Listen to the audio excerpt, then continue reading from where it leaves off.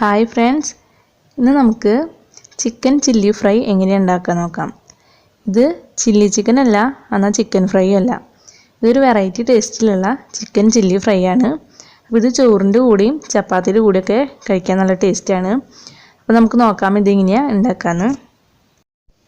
ഞാനിവിടെ എല്ലില്ലാത്ത 2 വലിയ piece chicken എടുത്തിട്ടുണ്ട്. അപ്പോൾ ഇത് എല്ലുള്ള ചിക്കനായാലും കുഴപ്പമൊന്നുമില്ല. ഇതാദ്യം നമുക്ക് കുക്കറിൽ ഇട്ടിട്ടൊന്ന് വേവിച്ചെടുക്കണം. ഈ 2 പീസ് കുക്കറിലേക്ക് ഇട്ട് കൊടുത്തിട്ട് ആവശ്യത്തിന് ഉപ്പ് ഇട്ട് കൊടുക്കുക ആദ്യം. ഇനി ഇതിലേക്ക് വേണ്ടത് മഞ്ഞൾപ്പൊടിയാണ്. അപ്പോൾ ഒരു 1/4 ടീസ്പൂൺ മഞ്ഞൾപ്പൊടിയും ഒരു 1/2 ടീസ്പൂൺ മുളക് പൊടിയും കൂടി ചേർത്ത് കൊടുക്കാം. അതിനുശേഷം ഈ ചിക്കനിലേക്ക് ഇപ്പിട്ട ഉപ്പും മഞ്ഞളും മുളകും കൂടി നന്നായി ഒന്ന് പുരട്ടി കൊടുക്കാം. അപ്പോൾ ഈ പൊടികളെല്ലാം ചിക്കനിൽ നന്നായി പുരട്ടി കഴിഞ്ഞാൽ നമുക്കിതിലേക്ക് ഒരു ഗ്ലാസ് വെള്ളം ഒഴിക്കാം. വെള്ളം കൂടി ഒഴിച്ച് കഴിഞ്ഞാൽ ഇനി ഇതൊരു 3 വിസിൽ വരണ വരെ വേവിക്കുക. വിസിൽ വന്നു കഴിഞ്ഞാൽ വിസിൽ കളയേണ്ട ആവശ്യമില്ല. അപ്പോൾ ഞാൻ വേവിച്ച ചിക്കൻ ഇതുപോലെ എടുത്തിട്ടുണ്ട്. നമുക്കിനി ഇത് പൊളിച്ചെടുക്കുകയാണ് വേണ്ടത്. അപ്പോൾ ചിക്കൻ നന്നായി വെന്താലേ നമുക്ക് പൊളിച്ചെടുക്കാൻ പറ്റുള്ളൂ. അപ്പോൾ പൊളിച്ചിട്ട് ഇതേപോലെ ഇത്ര വലുപ്പത്തിലുള്ള കഷ്ണങ്ങളാക്കിയിട്ട് നമുക്ക് പൊളിച്ചെടുക്കണം. അപ്പോൾ 3 വിസിലടിച്ച് കഴിഞ്ഞാൽ തന്നെ ചിക്കൻ നന്നായി വെന്തിട്ടുണ്ടാവും. എന്നാലും നമുക്കിതുപോലെ നന്നായി പൊളിച്ചെടുക്കാനായിട്ട് പറ്റുള്ളൂ.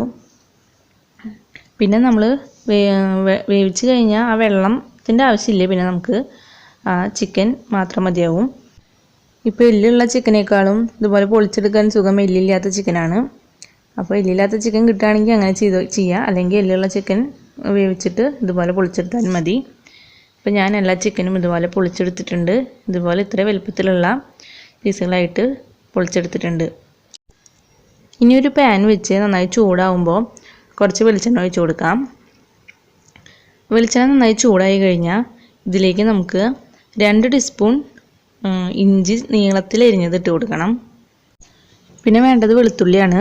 വെളുത്തുള്ളി ഇതുപോലെ അരിഞ്ഞത് ഇട്ട് കൊടുക്കാം. ചെറുതായി അരിയേണ്ട ആവശ്യമില്ല, ഇതുപോലെ നടുപൊളിച്ച് അരിഞ്ഞാൽ മതിയാവും. പിന്നെ വേണ്ടത് പച്ചമുളകാണ്. പച്ചമുളക് ഇതുപോലെ ചെരിച്ചരിഞ്ഞത്. ചെരിച്ചൻ അരിയണമെന്നൊന്നുമില്ല, നീളത്തിലായാലും അരിയാം, വട്ടനായാലും അരിയാം. അപ്പോൾ ഒരു ഭംഗിക്ക് വേണ്ടിയിട്ട് ചെരിച്ചരിഞ്ഞത് 2 ടീസ്പൂൺ ഇട്ട് കൊടുക്കാം. അപ്പോൾ ഇതെല്ലാം കൂടി വെളിച്ചെണ്ണയിൽ കിടന്ന് നന്നായി ഒന്ന് വഴറ്റിയെടുക്കാം. ഇതെല്ലാം വഴണ്ടി വന്നു കഴിഞ്ഞാൽ നമുക്ക് പിന്നെ ഇതിലേക്ക് സവാള ചേർത്ത് കൊടുക്കണം. ഞാൻ 2 മീഡിയം സവാള അതുപോലെ നീളത്തിൽ അരിഞ്ഞത് എടുത്തിട്ടുണ്ട്. സവാള നീളത്തിൽ തന്നെ അരിഞ്ഞെടുക്കണം, എന്നാലും അത് ഫ്രൈ ആയി വരുമ്പോൾ കാണാനൊക്കെ നല്ല ഭംഗി ഉണ്ടാവുള്ളൂ. ഇനി ഇതിലേക്ക് കുറച്ച് ഉപ്പും കൂടി ചേർത്ത് കൊടുക്കാം. ഉപ്പ് ചേർത്ത് കൊടുക്കുമ്പോൾ സവാള വേഗം വഴണ്ടി വരും. നമുക്കിത് ഈ സവാള നല്ല ഫ്രൈ പോലെ എടുക്കണം. അപ്പോൾ വേഗം ഫ്രൈ പോലെ ആവാൻ വേണ്ടിയിട്ട് സവാള നല്ല നൈസായി അരിയുകയാണെങ്കിൽ നമുക്ക് വേഗം തന്നെ അങ്ങനെ ആക്കിയെടുക്കാം. ഒരു മീഡിയം ഫ്ലെയിമിൽ വെച്ചിട്ട് നമ്മൾ ഇളക്കി സവാള നമ്മൾ നല്ല ഫ്രൈ ആക്കി എടുക്കണം. ഇപ്പോൾ ഏകദേശം സവാള ഫ്രൈ ആയ പോലെ ഉണ്ട്, എന്നാലും കുറച്ചും കൂടി ഒന്ന് ആവാണ്ട്. സമയത്ത് ഇതിലേക്ക് കുറച്ച് കറിവേപ്പില ചേർത്ത് കൊടുക്കാം. കറിവേപ്പില കൂടി ചേർത്ത് നന്നായി ഒന്ന് ഇളക്കി കൊടുക്കാം.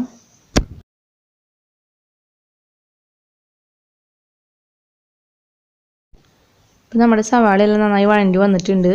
ഇതേപോലെ നമുക്ക് സവാള വഴറ്റിയെടുക്കണം. ഇതിലേക്ക് നമ്മൾ നേരത്തെ മാറ്റി വെച്ച ചിക്കൻ ചേർത്ത് കൊടുക്കാം. ചിക്കനും കൂടി ചേർത്ത് നന്നായി ഒന്ന് ഇളക്കിയെടുക്കണം. ഈ സവാളയും ചിക്കനും എല്ലാം കൂടി നന്നായി ഒന്ന് മിക്സ് ചെയ്തെടുക്കുക. സവാളയും ചിക്കനെല്ലാം നന്നായി മിക്സ് ചെയ്ത് കഴിഞ്ഞാൽ പിന്നെ ഇതിലേക്ക് മസാലപ്പൊടികൾ ചേർത്ത് കൊടുക്കണം. ഈ സമയത്താണ് നമ്മൾ മസാലപ്പൊടികൾ ചേർത്ത് കൊടുക്കുക.